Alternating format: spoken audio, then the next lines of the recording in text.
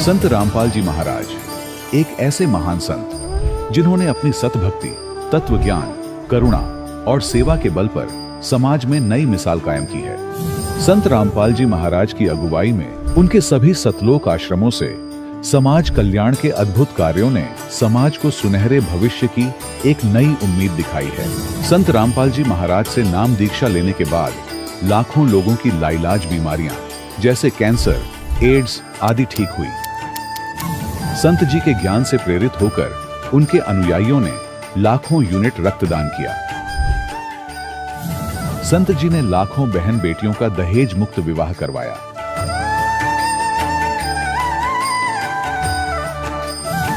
संत जी ने लाखों लोगों का नशा छुड़वाया, करोड़ों उजड़े परिवार बसे। संत जी के आश्रमों में समागम के दौरान निःशुल्क नेत्र चिकित्सा, दंत चिकित्सा प्रदान की जाती है। संत रामपाल जी महाराज द्वारा समय समय पर पर्यावरण संरक्षण के उद्देश्य से बड़े स्तर पर वृक्षारोपण किया जाता है। संत जी ने जरूरतमंदों को तत्काल राहत पहुंचाने के लिए एम्बुलेंस सेवा शुरू की। संत जी अपने अनुयायियों को देहदान के लिए प्रेरित करते हैं, जिससे मानवता की सेवा और चिकित्सा क्षेत्र में सुधार हो सके। संत रामपाल जी महाराज के सभी आश्रमों में हर रोज निःशुल्क भंडारा आयोजित किया जाता है, जहां हर वर्ग, हर जाति और हर धर्म के लोग एक साथ बैठकर भोजन करते हैं।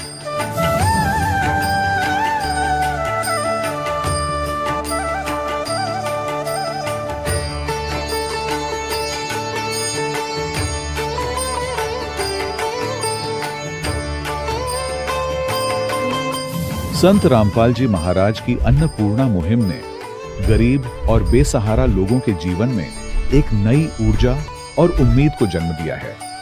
घर घर खाद्य सामग्री और जरूरी मदद पहुंचाकर संत रामपाल जी महाराज ने लोगों को दुख और मजबूरी से लड़ने की ताकत प्रदान की है।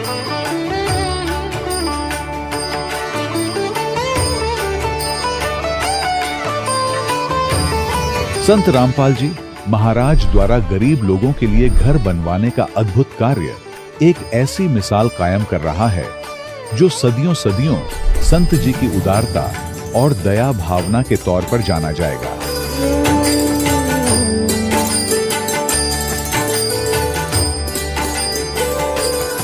संत रामपाल जी महाराज के आश्रम में हजारों बुजुर्गों को सम्मान और प्यार के साथ जीवन जीने का अवसर मिलता है। उनके खाने, रहने और स्वास्थ्य की पूरी जिम्मेदारी संत रामपाल जी महाराज उठाते हैं। अनाथ बच्चों के लिए संत रामपाल जी महाराज के सभी आश्रम किसी वरदान से कम नहीं। यहाँ उन्हें शिक्षा, संस्कार और भविष्य के लिए बेहतर अवसर प्रदान किए जाते हैं।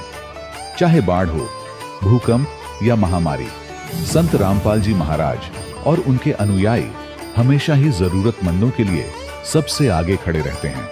कोविड महामारी के दौरान संत रामपाल जी महाराज के आश्रमों से करोड़ों लोगों के लिए भोजन, दवाइयां और जीवन रक्षक सामग्रियां उपलब्ध कराई गई। चाहे गरीब की मदद हो या किसी शोषित और पीड़ित वर्ग के हक और सम्मान की लड़ाई, संत रामपाल जी महाराज ने हमेशा ही उनकी दबी आवाज को सरकारों तक पहुंचाया है और उन्हें उचित न्याय दिलवाने में अहम भूमिका अदा की है।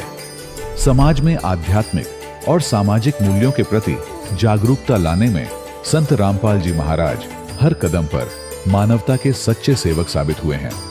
संत रामपाल जी महाराज का जीवन हमें सिखाता है कि सच्ची सेवा वही है जो निस्वार्थ भाव से की जाए। आइए हम भी इस महान सेवा के कार्य में इस महान संत से जुड़ें और संत रामपाल जी महाराज से नाम दीक्षा लेकर अपने जीवन को धन्य बनाएं।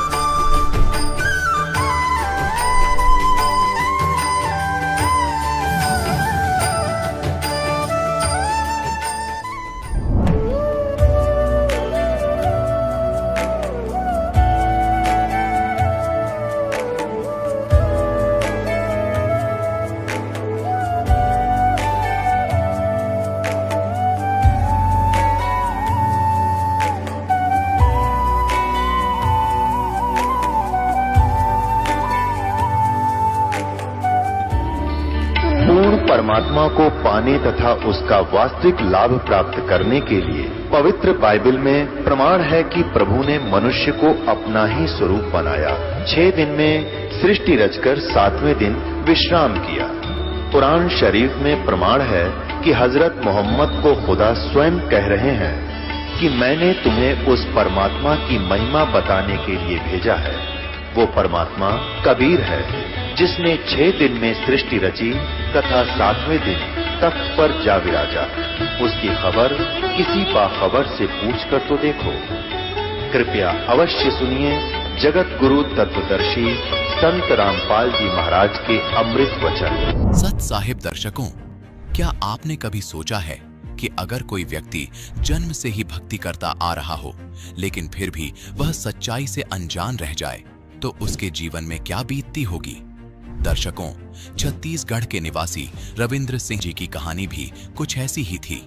रविंद्र जी सतनामी पंथ से जुड़े हुए थे और वहीं की बताई गई भक्ति साधना को पूरी श्रद्धा से कर रहे थे, लेकिन अफसोस वहां से भी इन्हें कुछ हासिल नहीं हुआ और निराशा में डूबे रविंद्र जी का जीवन धीरे धीरे गुटखा, शराब और मांस जैसी बुरी आदतों की गिरफ्त में आता चला गया। लेकिन दर्शकों, आज रविंद्र जी का कहना है कि जब से मैंने संत रामपाल जी महाराज से नाम दीक्षा ली है तब से मेरा जीवन पूरी तरह बदल गया है। आज वास्तव में मुझे पता चला है कि असली कबीर पंथ कौन सा है। तो दर्शकों, आखिर रविंद्र जी ऐसा क्यों कह रहे हैं? आखिर इसके पीछे की सच्चाई क्या है? आइए सुनते हैं रविंद्र सिंह जी की कहानी उन्हीं की जुबानी। नमस्कार सर। नमस्ते सर। सर, क्या नाम है आपका? मेरा नाम रविंद्र सिंह घृतलारे है। रविंद्र जी, आप कहाँ से हैं? जिला दुर्ग, भिलाई, छत्तीसगढ़ से। रविंद्र जी, संत रामपाल जी महाराज से नाम दीक्षा आपने कब ली? संत रामपाल जी महाराज जी से नाम दीक्षा मैं 20 नवंबर 2017 को लिया सर। रविंद्र जी, संत रामपाल जी महाराज से नाम दीक्षा लेने से पहले आप क्या भक्ति साधनाएं करते थे? संत रामपाल जी महाराज जी से नाम दीक्षा लेने से पहले मैं सतनामी पंथ से हूँ सर, और मैं आपके चैनल के माध्यम से ये सतनामी पंथ बताना चाहता हूँ सर कि कबीर सागर में मैं संत रामपाल जी महाराज जी से नाम दीक्षा लेने के बाद सत्संग में मुझे पता चला कि बताते हैं कि 12 पंथ काल फुरमाना, भूले जीव न जाए ठिकाना।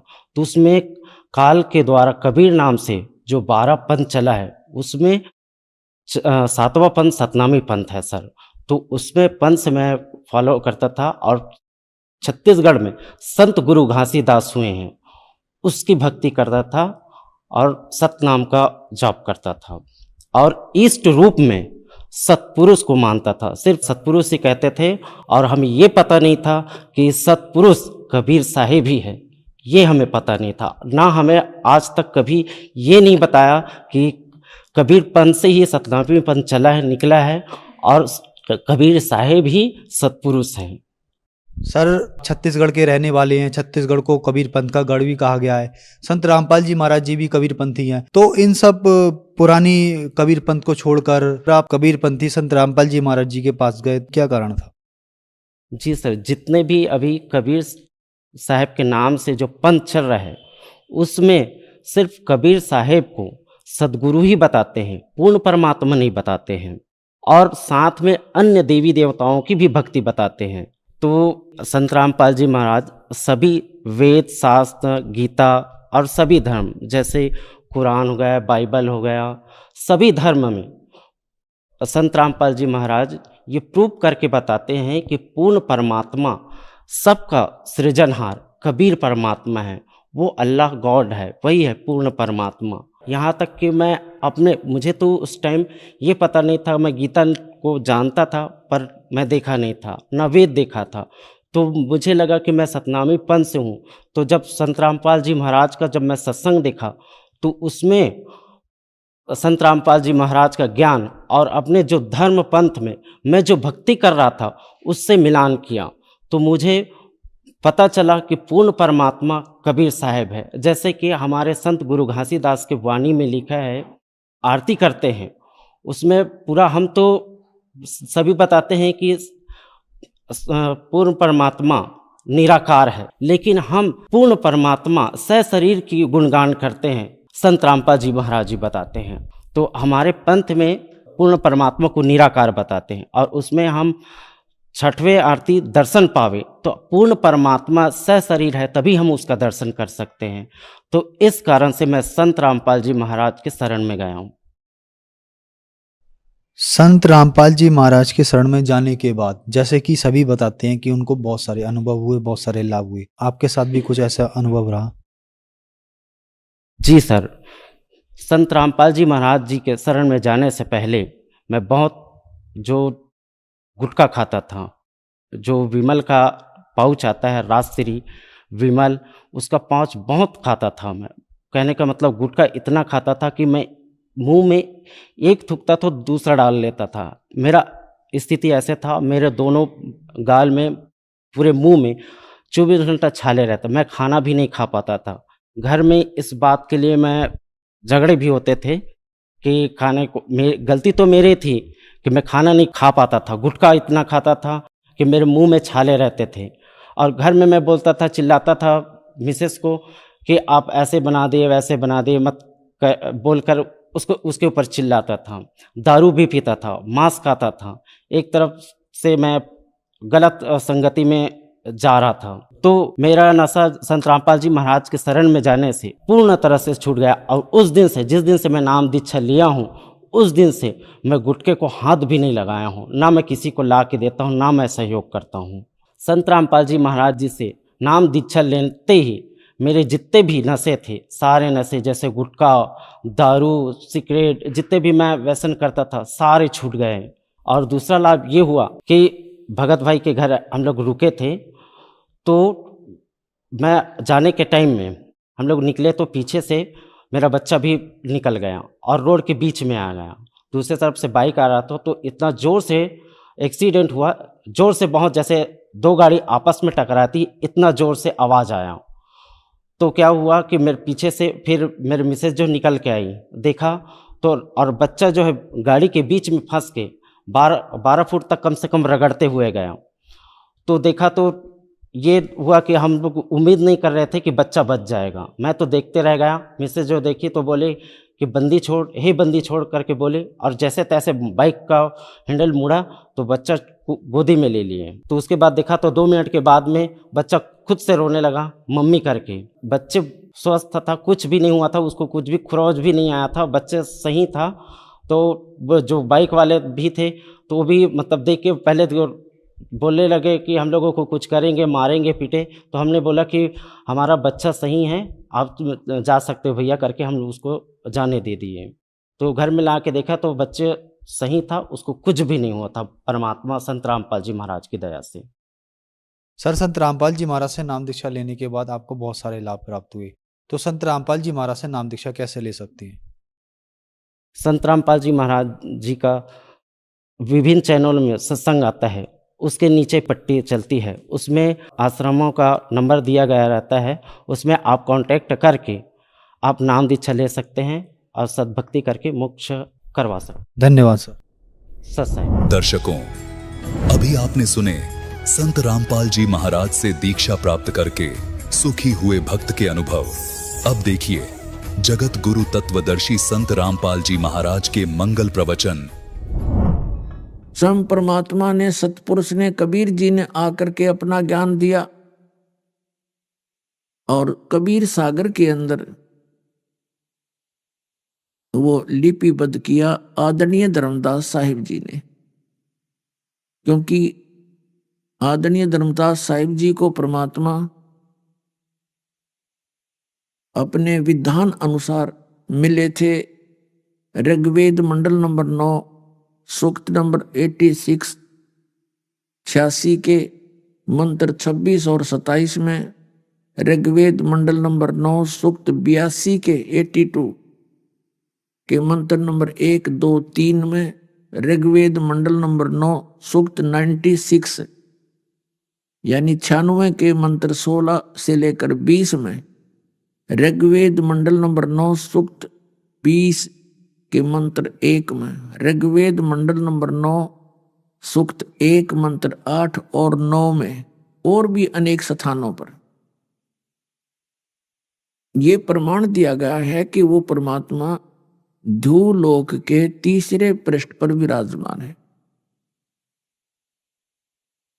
ध्रुवलोक माने उस तेजो में लोक के, वहां सतलोक भी एक पृथ्वी है।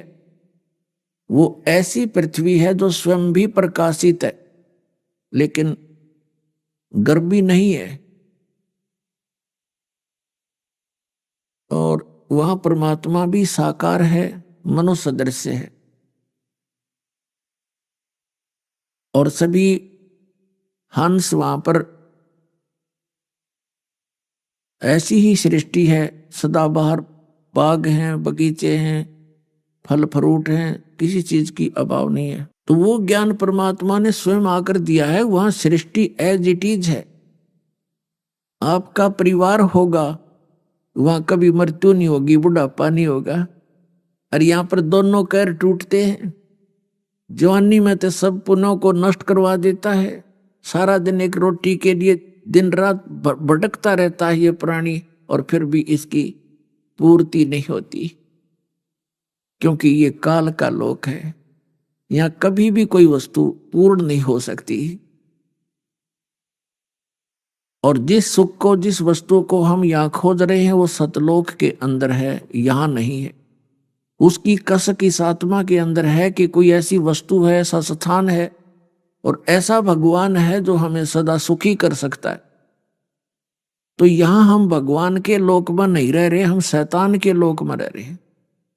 आप देख रहे हो, भगवान हो और ऐसे दुख, किसी के हाथ कट गया, किसी की आंख फूट गई, किसी को कैंसर होगी, किसी की बेटी मर गई, किसी का बेटा मर गया, परिवार का परिवार नष्ट हो गया, छोटे छोटे बच्चों को छोड़कर माँ बाप मृत्यु को प्राप्त हो जाते हैं। तो यहां भगवान हो तो क्या ये दुख हमारे देख ले वो? हम कसाई के लोक में रह रहे हैं, कसाई के। पुणात्मा, आपके ऊपर काल ने इतना वजन डाल रखा बुद्धि पे और अज्ञान से परिपूर्ण करवा दिया इन अज्ञानी संतों और महंतों से, आचार्य और शंकराचार्यों से, कि आप जी के अंदर वो स्थान नहीं रह रहा जो सत्य ज्ञान को प्रवेश कर सके दास। लेकिन इस सत्य ज्ञान में इतना वजन है कि ये अपनी जगह बनाएगा और बना रहा है। एकदम से नया ज्ञान और नया भगवान, और कितना अब स्वीकार हो रहा पुण्यात्माओं को, क्योंकि इन परमात्मा के इन वचनों में जो दास सुना रहा है एक बहुत बड़ा वजन है, और ये अपना स्थान बनाएगा ही बनाएगा।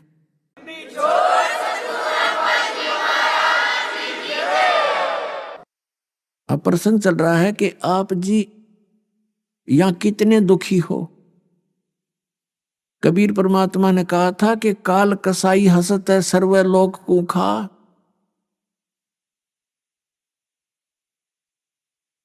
और अंकुश निर्गुण नाम का ये सतगुरु दर पकड़ा जा। परमात्मा ने कहा कि ये काल कसाई है, जैसे कसाई बकरे पालता है। उसका उद्देश्य क्या होता है? उन बकरों की कितनी सेवा करता है वो। जैसे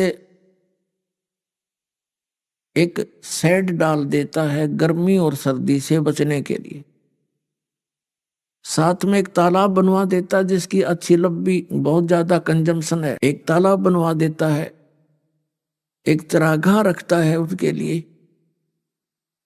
और जब वो कसाई उस बकरों के बकरियों के उस स्थान पर आता है जहां उनको रोक रखा होता है,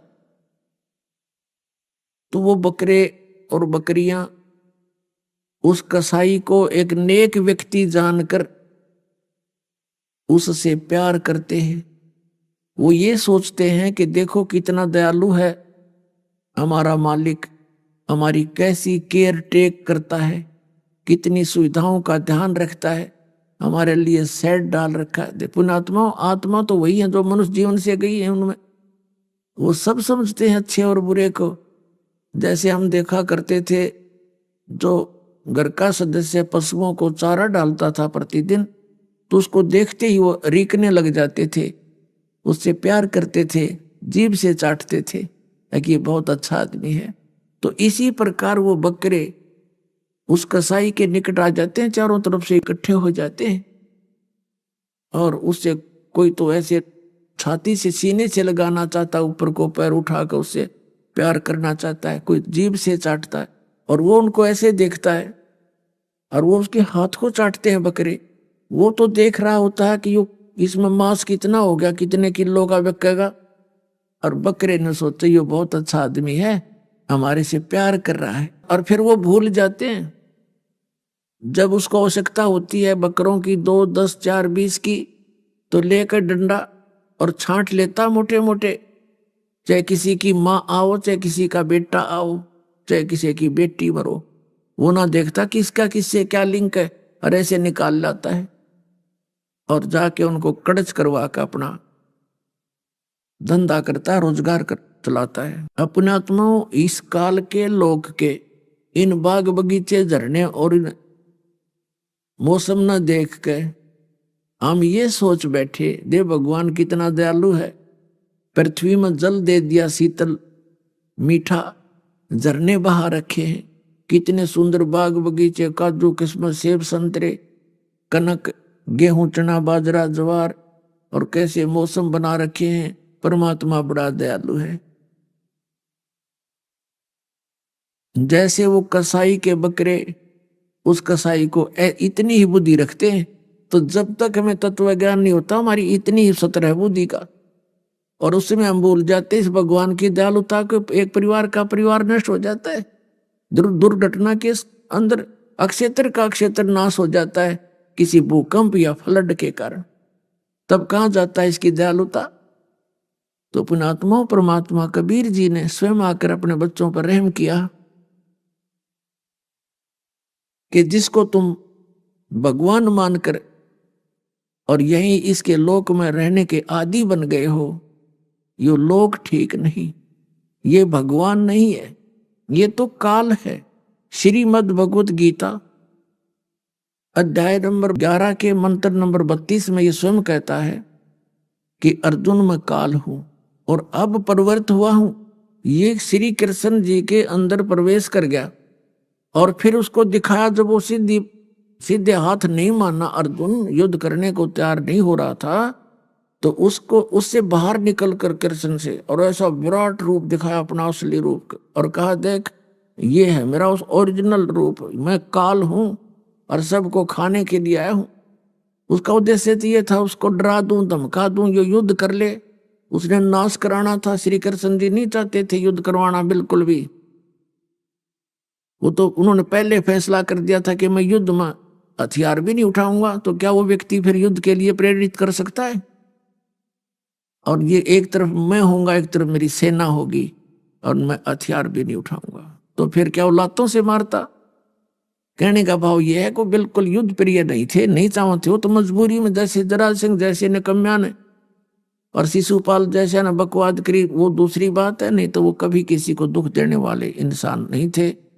वो त्रिलोकी भगवान थे, 3 लोक के मालिक थे, स्वामी थे, एक विभागीय मंत्री यानी सतोगुण भगवान। तो हम काल के लोक में रह रहे हैं। और कबीर साहब क्या बताते हैं, कबीर ये माया अटपटी सब गट आन अड़ी, किस किस को समझाऊं या कुएं भांग पड़ी। परमात्मा कहते हैं किस किस ने समझाऊं, काल ने 21 ब्रह्मांड के अंदर अपने इस लोक रूपी कुएं में इस माया रूपी भांग को अनतोल्या अनमोला डाल दिया, और सभी ने एक ही प्रकार का ज्ञान ग्रहण है, सभी की एक जैसा ही स्वभाव बन गया। अब इस ज्ञान से ही ये भांग नशा उतरेगा, इस काल की भांग का।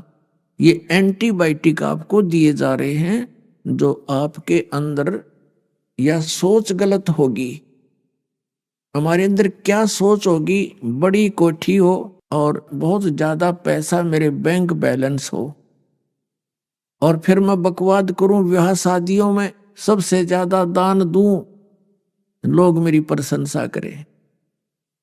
इस तरह की बकवाद हमने अपने अंदर ठोक ली। पुण्यात्मा, ठीक है, समाज कुछ करे, संसार कुछ करता रहे, है तो वो गलत, फिर भी जो भक्त इस मार्ग पर लगेंगे उनको वो क्रियाएं बिल्कुल नहीं करनी होंगी जो भक्ति में बाधा करे। उसके विषय में हम बार बार बताते रहते हैं, तभी हमारी भक्ति सफल होगी।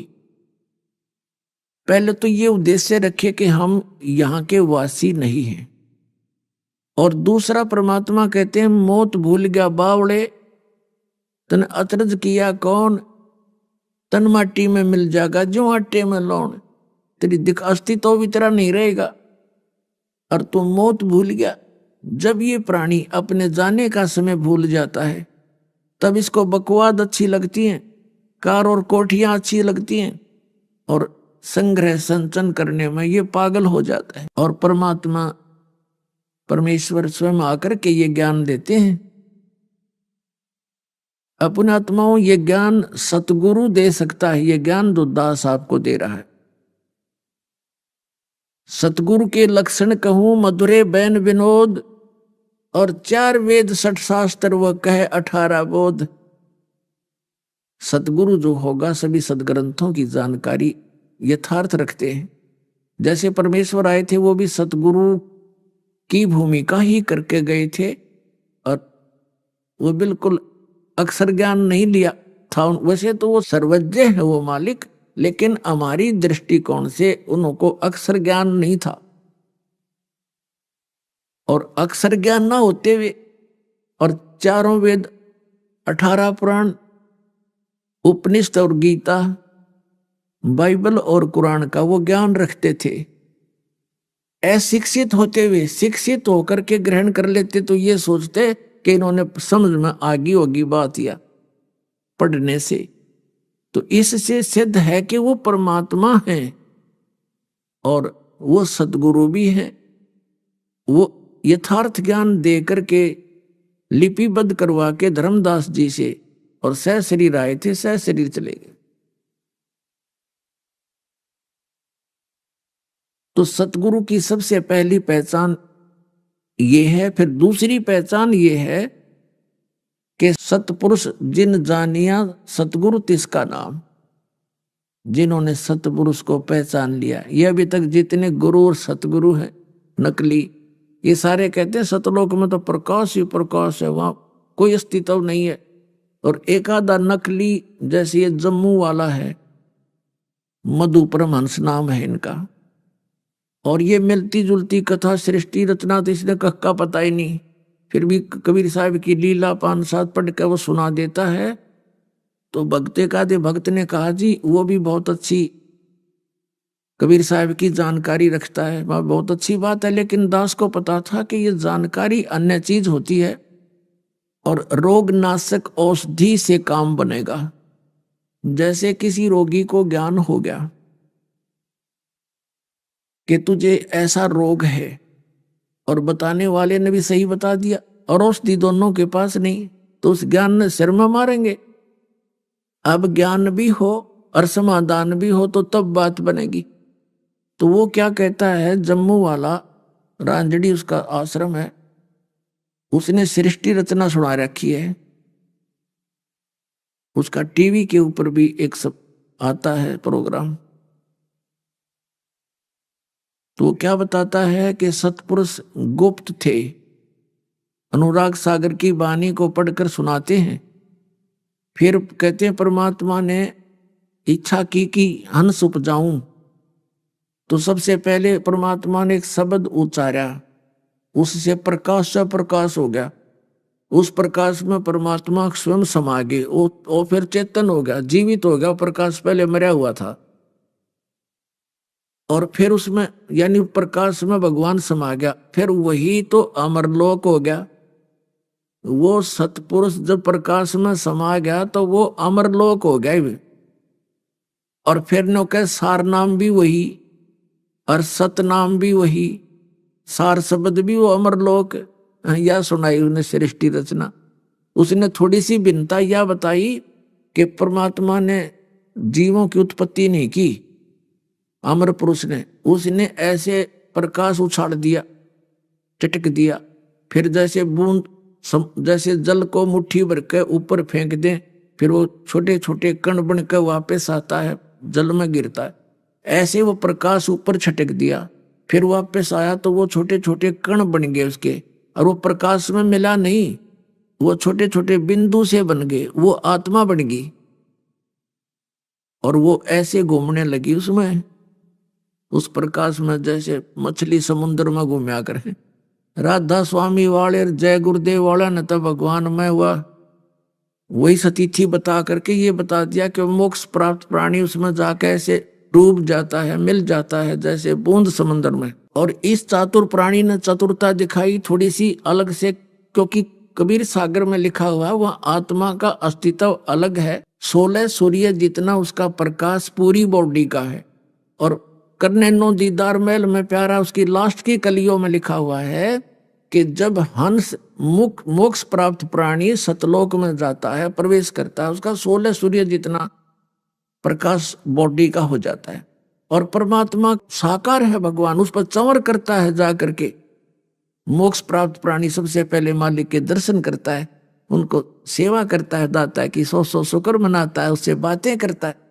और परमात्मा के एक रोम को करोड़ सूर्य मिला दे, करोड़ चंद्रमा, इतनी रोशनी है, और वो नौका वहां डूब कर मर जाता। और ये नकली नौका है जम्मू वाला, रांजड़ी वाला, श्री मधु परमहंस नाम है इसका, कहते वो बूंद सी है, बिंदु सी, और वहां जाकर उसमें फिर वो चक्कर काटती रही, वहां भगवान नहीं है साकार।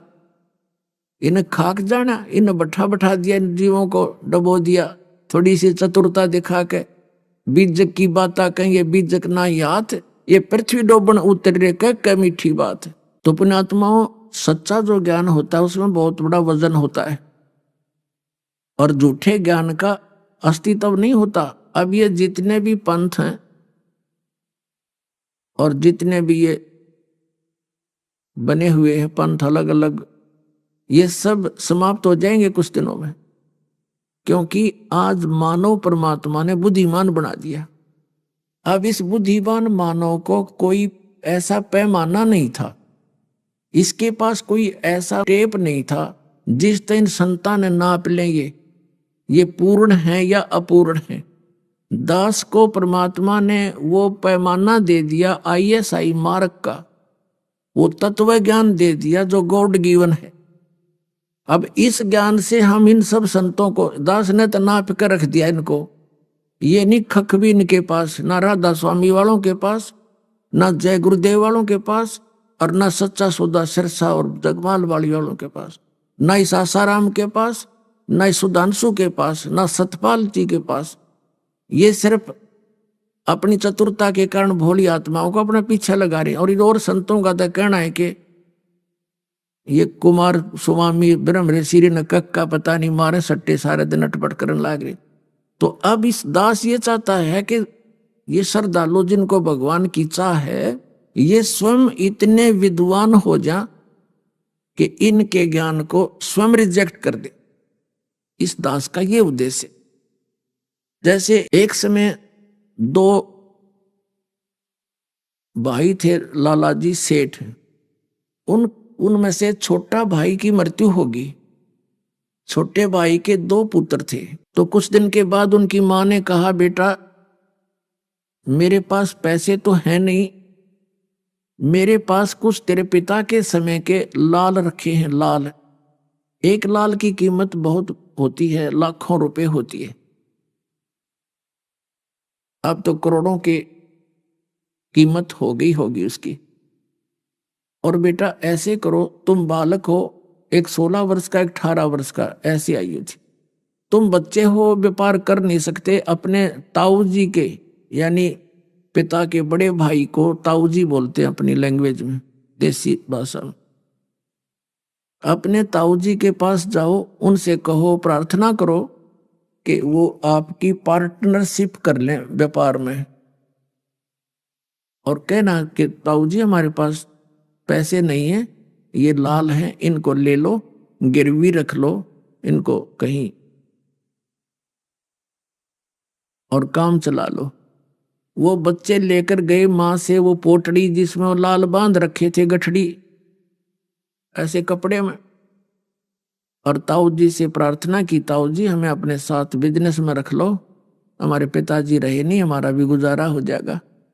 तो उसने कहा बेटा मैं तो पहले ही चाह रहा था कि तुम मेरे साथ लगो, मैं कहने ही वाला था, अच्छा हुआ तुमने मेरे मुंह की बात छीन ली, बहुत अच्छी बात है, मेरे साथ करो, व्यापार कर लो बेटा। तो उन्होंने कहा कि ताऊ जी हमारे पास पैसे नहीं हैं, मेरी माँ के पास ये लाल रखे मेरे पिताजी ने, इनको आप रख लो और गिरवी रख लेना, इनको पैसे हो जाएंगे तो छुड़वा लेंगे। अब ताऊ जी ने देखा वो लाल उल्टी गिठड़ी बांध कर दे दी, बेटा ऐसे करो, लाल तो बड़े कीमत के होते हैं, इनको तेरी मम्मी को दे आओ वापस और कहना सुरक्षित रखे, आवश्यकता पड़ेगी तब मैं ले लूंगा। अब वो दोनों बच्चे आगे अपनी माँ को सारी कहानी से परिचित करा दिया, तो उस माँ ने वो लाल सुरक्षित रख दिए छुपा के। दोनों बच्चों को अपने भाई के यानी भतीजों को साथ लेकर के वो सेठ दूसरे शहरों में गया व्यापार के लिए। तो वहां पर उस समय 50,000 रुपए का उसने सामान खरीद लिया उधार पर, और धर्मशाला में रुके हुए थे।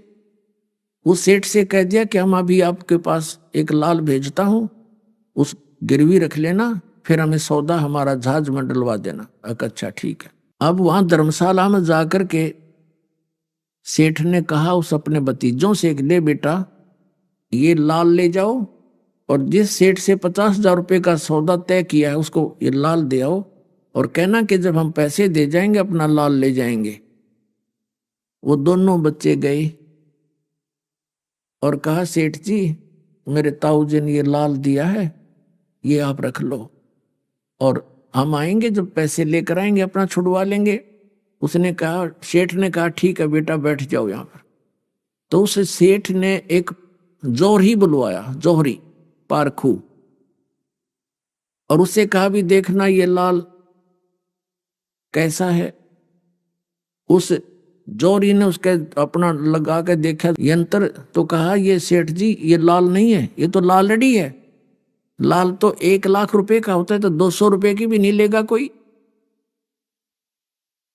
तो सेठ ने उन बच्चों को भली बुरी कही कि तेरे ताऊ जी ऐसे व्यक्ति तो नहीं दिखाई देते थे, अब वो धोखा भी करने लगे हमारे साथ, मैं क्या उनको उधार देने से मना कर रहा था, और ये नकली लाल मेरे को लालड़ी दे दी, ऐसे कहकर गली में फेंक दी।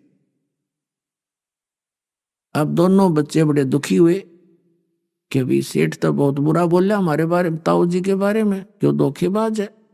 उसको उठाकर गली से लालड़ी को आगे धर्मशाला में, और कहने लगे ताऊ जी वो लाला जी तो बहुत निकम्मा आदमी है, ऐसे ऐसे बोला, हमारे लाल को गली में फेंक दिया। एक पता नहीं कौन बुलाया उसने, उसने कह दिया ये तो लालड़ी है।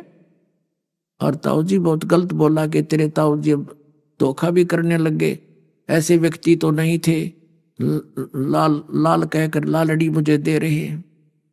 तब उस सेठ ने कहा अरे बेटा सचमुच मेरा धोखा लग गया भाई, वो ठीक कह रहे थे।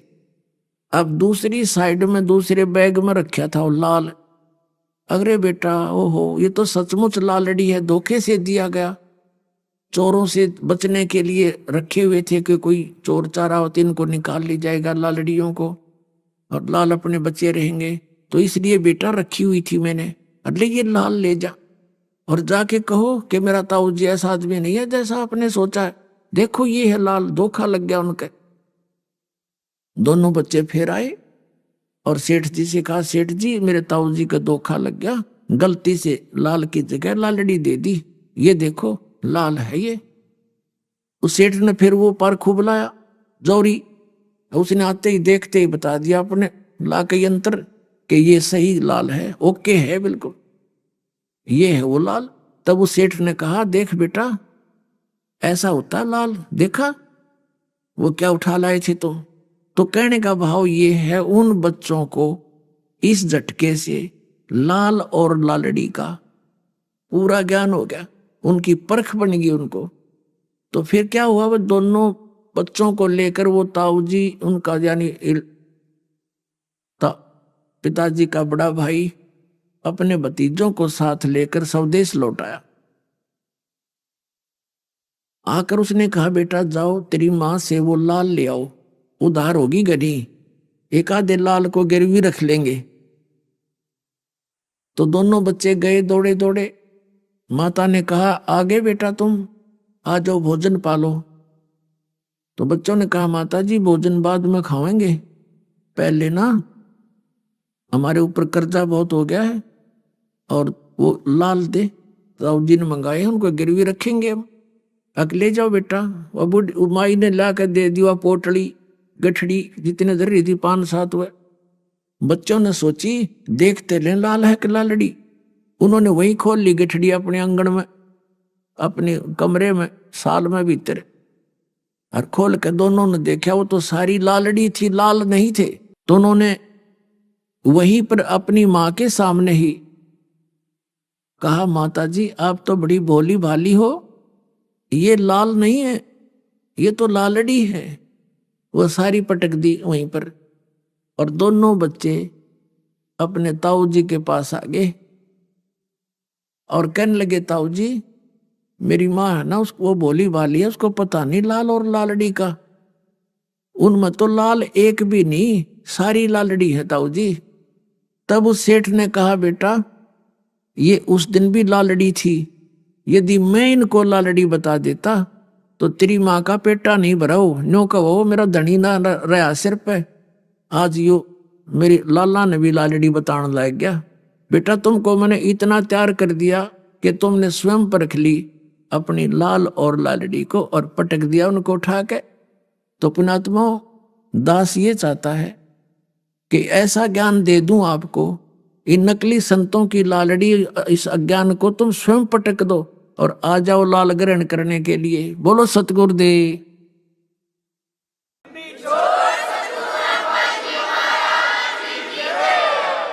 एक समय एक विद्वान था, उसका नाम था पंडित सर्वानंद, और उसने सभी वेदों को, चारों वेदों को, गीता जी को, पुराणों को, उपनिषदों को बहुत अच्छी तरह गहनता से पढ़ रहा था, अध्ययन कर रखा था, और उनके अध्याय और श्लोक मंत्र कंठस्थ याद कर रखे थे। उस सर्वानंद ने अपने समय के सभी ब्राह्मणों को पराजित कर दिया था शास्त्रार्थ में। उस सर्वानंद की एक माता थी शारदा,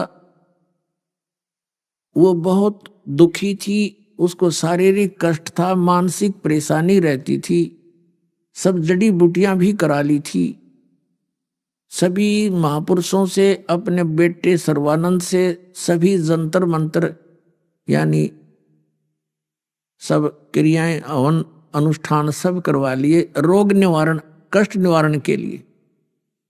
तो पहले तो सभी ने बताया कि ऐसी क्रिया करो, ऐसा हवन करवा लो, ऐसा कुछ कर दो, तुम्हारा ये कष्ट संकट दूर हो जाएगा।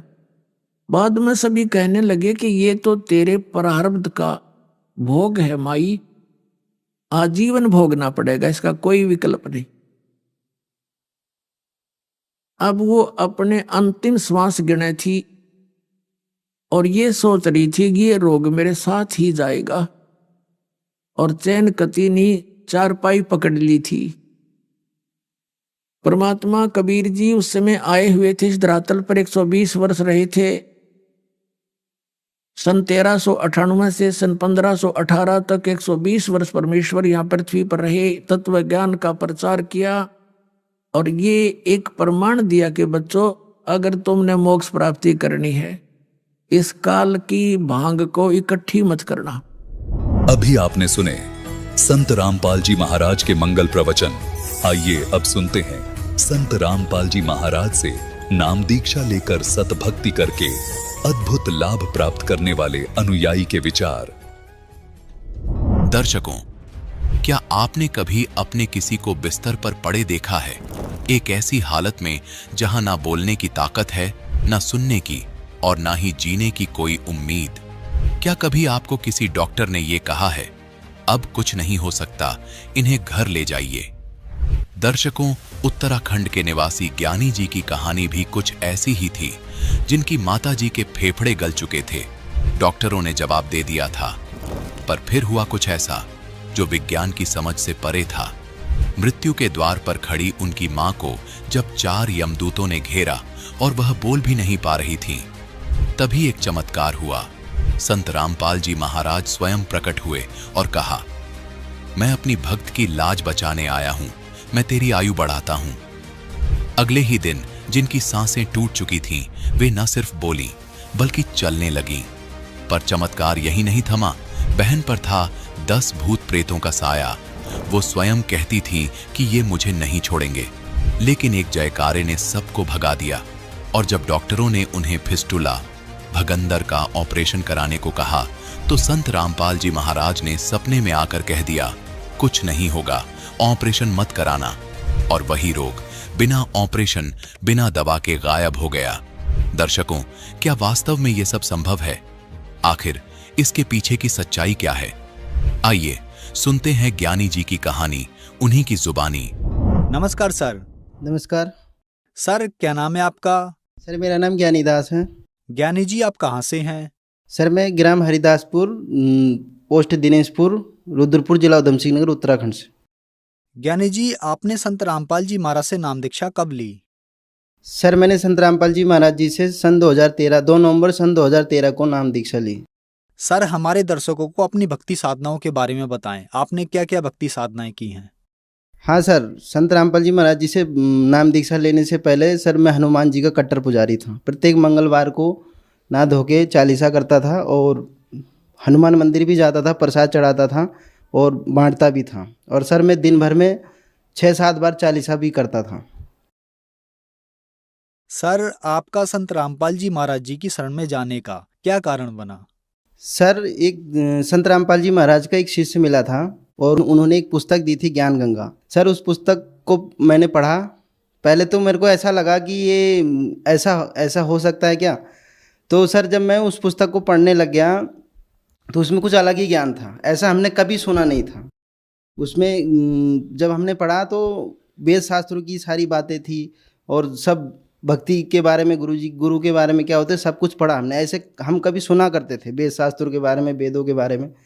जब सर हमने वो पुस्तक पढ़ा तो शुरू में तो ऐसा लगा कि ऐसा नहीं हो सकता, पर बाद में इतनी रुचि बनी, पढ़ते रहे। तो सर मैं संत रामपाल जी महाराज का पुस्तक पढ़ा, उसमें मेरे को ज्ञान समझ में आ गया। आत्मा में ये तो हो गया कि ये फाइनल ज्ञान है, लेकिन फिर भी एक बार ऐसा लगा कि एक बार गीता से प्रमाण मिलाया जाए। यदि गीता में सारे प्रमाण मिलते हैं तो ज्ञान नंबर 1 का है और ये सच्ची भक्ति है, सत साधना है। इससे ही जीव का कल्याण हो सकता है, हमारा मोक्ष हो सकता है। तो सर मैंने फिर किताब पढ़ने के 18 दिन के बाद मैंने संत रामपाल जी महाराज जी से नाम दीक्षा ली।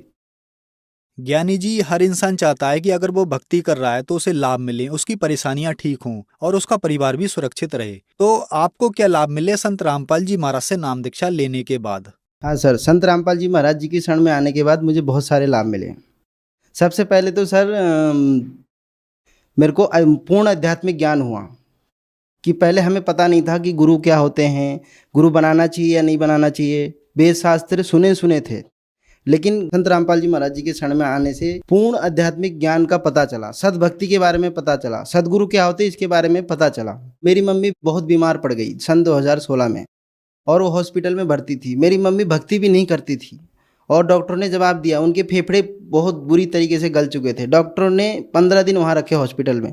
डॉक्टरों ने जवाब दे दिया ये नहीं बचेंगी। फिर भी हमारे पूरा परिवार, बड़े भाई सब उनसे मिन्नतें करते रहे, जितने पैसे चाहिए ले लो, लेकिन हमारी मम्मी को ठीक कर दो।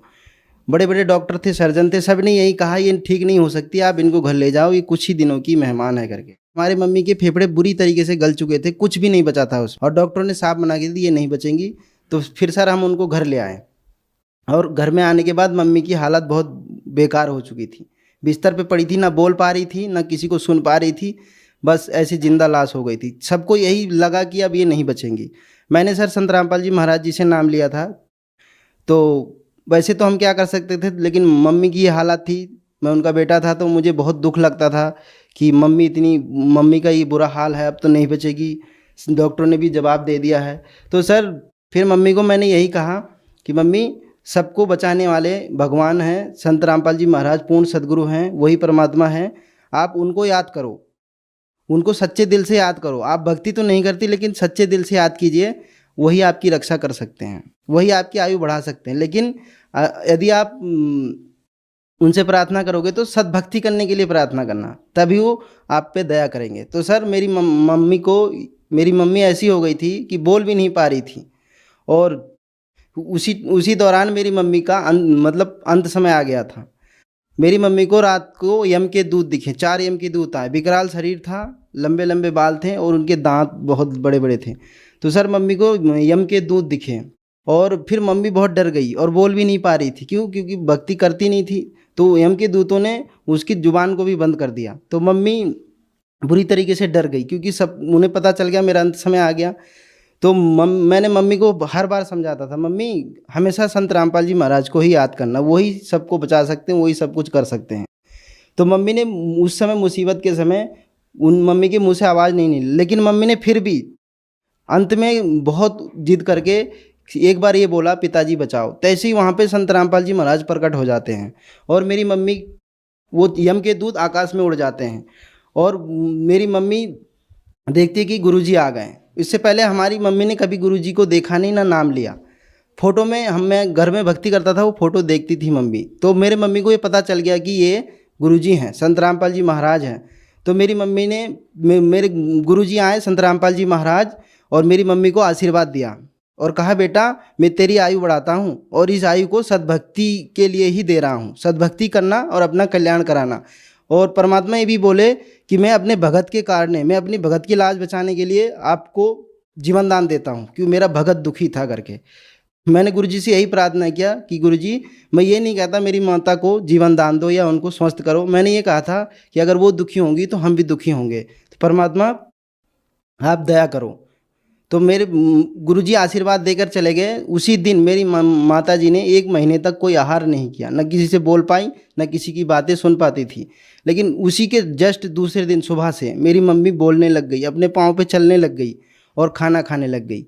मैं सत्संग में जा रहा था रविवार के दिन, लेकिन किसी कारणवश मैं वहाँ नहीं जा पाया, वापस घर आ गया। जब मैं दोपहर को घर आया, मम्मी आई, बैठी, मेरे से बात करने लगी। तो मैंने देखा कि मम्मी खुद अपने पाँव पे चल के आई। मैं हैरान हो गया।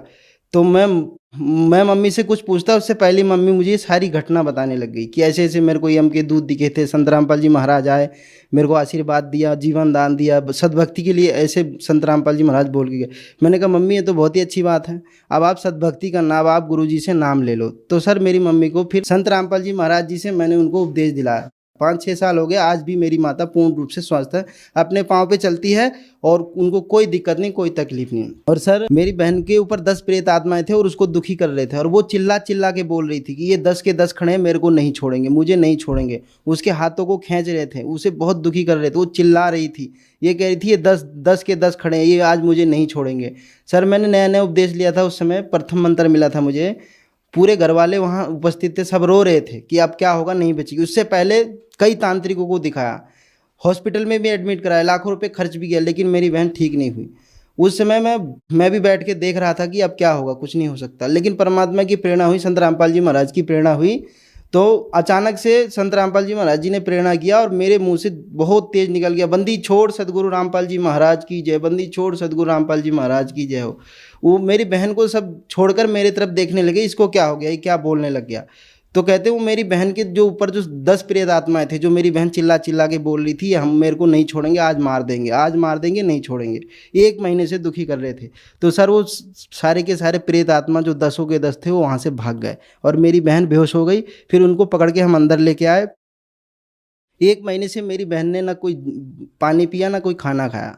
तो सर उसी रात को जहाँ मैंने आसन लगाया था संत रामपाल जी महाराज का, वहाँ पर लेकर आए और वहाँ मेरी बहन ने पानी भी पिया और खाना भी खाया और उसी दिन से पूर्ण रूप से स्वस्थ हो गई। मैंने संत रामपाल जी महाराज जी से प्रार्थना भी लगवाया था। तो मेरी बहन के लिए बोला गुरुजी ने जल्द से जल्द बेटी को नाम दिला दो। तो संत रामपाल जी महाराज जी के यहाँ उसे ले जा हमने उपदेश दिलाया। तो मेरी बहन आज पूर्ण रूप से स्वस्थ है, उसको कोई दिक्कत नहीं है। सर मेरे को एक बीमारी हो गई थी फिस्टुला, जिसे भगंदर कहते हैं। 2 साल से था, मुझे पता नहीं चला। मैं बहुत तकलीफ होती थी, मुझे तो बहुत दर्द होता, पस आता था, लेकिन मेरे को पता नहीं था कि ये क्या तकलीफ है। जब 2 साल बाद मुझे बहुत दिक्कत होने लग गई तो सर मैं डॉक्टर के पास गया, तो डॉक्टर ने सीधे मेरे को सर्जन के पास भेज दिया। उन्होंने बोला इसका ऑपरेशन होगा। मैं सर्जन के पास गया, सर्जन ने यही बोला इसका ऑपरेशन हो। उन्होंने मेरे से 10-12 टेस्ट करवाए, HIV टेस्ट करवाए, शुगर टेस्ट करवाया और भी बहुत सारी टेस्ट करवाए मुझसे। उन्होंने बाद में बोला आपको ऑपरेशन कराना पड़ेगा। सर्जन डॉक्टर ने ये कहा मैं लिख कर देता हूँ 99% ऑपरेशन से ही ठीक होते हैं, क्योंकि उन्होंने ये भी टेस्ट करवाया था कि इस फिस्टुला की पहुँच कहाँ तक हो चुकी है।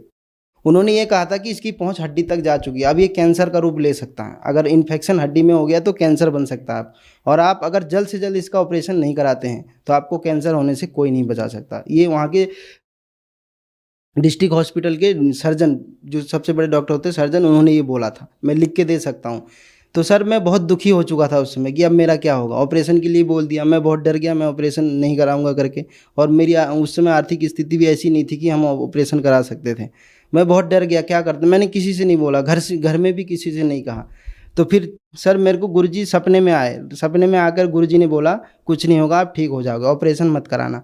फिर सर मैंने प्रार्थना भी लगाई गुरुजी से, संत रामपाल जी महाराज जी से प्रार्थना लगाई। वहाँ से गुरुजी का ये आदेश आया कि ऑपरेशन नहीं कराना है, परमात्मा दया करेंगे।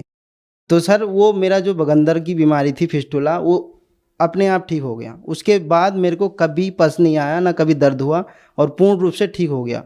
संत रामपाल जी महाराज की कृपा से मेरा फिस्टुला का जो रोग था पूर्ण रूप से ठीक हो गया, कोई ऑपरेशन कराने की ज़रूरत नहीं पड़ी। एक बार मैं साइकिल से शहर जा रहा था और रोडवेज की बस आ रही थी।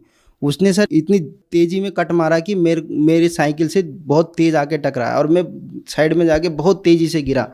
और सर मेरे को पता नहीं कि मेरा क्या होगा करके, मैं भूल गया मैं कहाँ हूँ, कैसे हूँ, किस हाल में हूँ। तो सर वो रोडवेज से जो मेरी साइकिल की टक्कर हुई, मैं किनारे गिर गया जाके। 5 मिनट बाद मुझे होश आया। मेरे को पता नहीं वहाँ क्या हुआ था। मैं जब वहाँ होश में आया तो मैं पूर्ण रूप से ठीक था, मुझे कोई चोट नहीं लगी, कोई खरोच नहीं आई। हाँ, मेरे कपड़े गंदे हो गए थे, मिट्टी विट्टी लग गए थे और साइकिल थोड़ा डैमेज हो गया था। तो संत रामपाल जी महाराज की कृपा से मेरे को कुछ नहीं हुआ। और सर मेरे पिताजी बहुत नशा करते थे, बीड़ी भी पीते थे, शराब भी पी के आते थे, मांस भी खाते थे। हम बार बार प्रार्थना करते थे, वो नहीं मानते थे। मैंने संत रामपाल जी महाराज से दंडवत प्रणाम करके कहा, हे भगवान मेरी भक्ति में बहुत बाधा आ रही है। तो संत रामपाल जी महाराज जी से जब मैंने दंडवत प्रणाम करके मैंने उनसे प्रार्थना किया और पिताजी को बार बार प्रार्थना करता था। मेरे पिताजी बीड़ी भी छोड़ दिए और शराब भी छोड़ दिए, मांस खाना भी छोड़ दिए। मेरे पापा ने सारे नशे छोड़ दिए, जिससे मेरे को भक्ति में कोई बाधा नहीं आई। और गुरुजी की दया से ही उन्होंने, संत रामपाल जी महाराज की दया से ही उन्होंने नशा छोड़ा, अन्यथा वो नशा नहीं छोड़ सकते थे।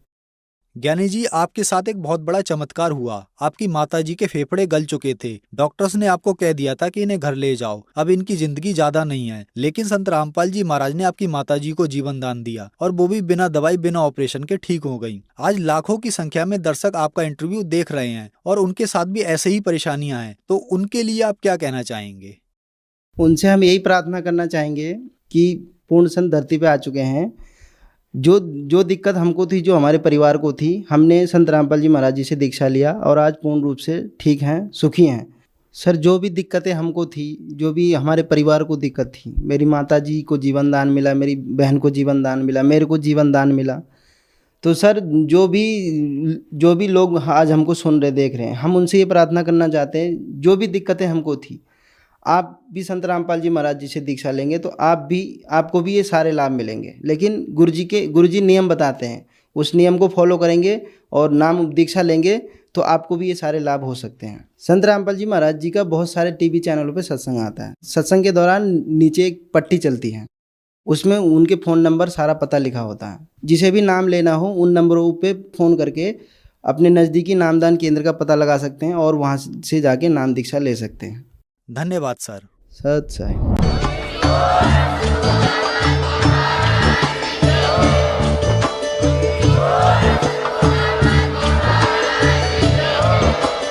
आप सुन रहे थे जगत गुरु तत्वदर्शी संत रामपाल जी महाराज जी के मंगल प्रवचन। अधिक जानकारी के लिए विजिट कीजिए हमारी वेबसाइट www.jagatgururampalji.org। संत रामपाल जी महाराज जी के शुभ आशीर्वाद से पूरे विश्व भर में 500 से भी ज्यादा नाम दीक्षा केंद्र हैं, जिन पर संत रामपाल जी महाराज जी द्वारा ऑनलाइन निशुल्क नाम दीक्षा दी जा रही है। अपने नजदीकी नाम दीक्षा केंद्र का पता करने के लिए संपर्क करें 8222880541।